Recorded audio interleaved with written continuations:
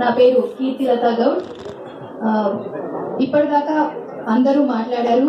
ఈరోజు సావిత్రిబాయి పూలే 189వ జయంతి ఉత్సవాలను మనము ఇక్కడ చాలా ఘనంగా జరుపుకున్నాము.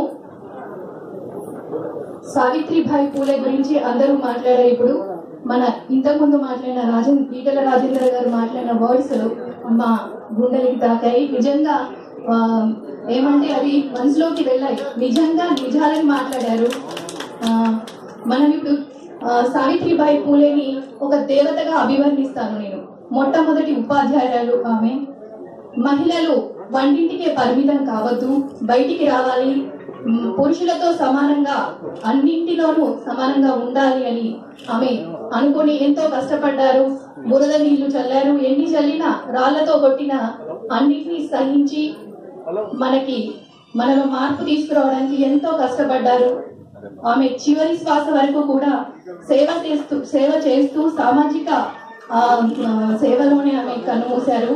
ఆమెని ఆదర్శంగా తీసుకుని మేమందరం, ముఖ్యంగా సార్ ఇప్పుడు అన్నారు ముందుకు రావాలి అని, నేను ఈరోజు కీర్తిలత గౌడ్ని చెప్తున్నాను. ఆమెని ఆదర్శంగా, ఆమెకి వారసురాలిగా నా చివరి శ్వాస వరకు నేను సామాజిక సేవలో ఉంటానని తెలియజేస్తున్నాను. నేను ఇప్పటివరకు మాంగళ్యం ఫౌండేషన్ అని ఒక సంస్థని నడుపుతున్నాను. చాలా సేవా కార్యక్రమాలు చేస్తూనే ఉంటాను. ఇంకా మీ అందరి సహకారంతో చేస్తూనే ఉంటాను.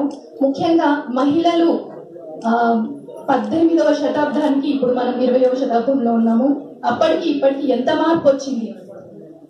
మహిళలు మరి ఆవిడ కోరుకున్న ఆదర్శం, ఆవిడ కోరుకున్న మార్పు ఇప్పుడు వచ్చినట్టే కనిపిస్తుంది. కానీ బయటికి మహిళలు వస్తున్నాము, కానీ ఆవిడ మీద ఎలా బురద చల్లారు, ఆవిడ మీద ఎలా రాళ్లు కొట్టారు, ఇప్పుడు కూడా అలాగే కొడుతున్నారు. కానీ సమాజం మారాలి. ఇది సమాజం మహిళల్ని బయటికి రావాలి అని పిలవడమే కాదు, వచ్చిన మహిళలు మళ్ళీ తిరిగి చాలా మంది వెళ్ళిపోతున్నారు.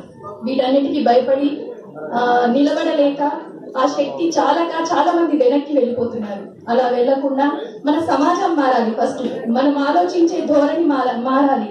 ఒకరికొకరికి సహకారం అందించుకోవాలని ఎలాగైతే చెప్తున్నామో, నిస్వార్థంగా సహకారం అందించుకొని మహిళల్ని ఇంకా మీరు ముందుకి ప్రోత్సహించి మాకందరికి తోడుగా ఉండాలని, మీ ఆశీర్వాదాలు మాకందరికి అందించాలని, ప్రతి మహిళకి మీరందరూ ఇవ్వాలని కోరుకుంటున్నాను. ఈ సావిత్రిబాయి పూలే జయంతి ఉత్సవాలకు వచ్చిన ప్రతి ఒక్కరికి మా బీసీ మహిళా సంక్షేమ సంఘం తరఫున హృదయపూర్వక కృతజ్ఞతలు.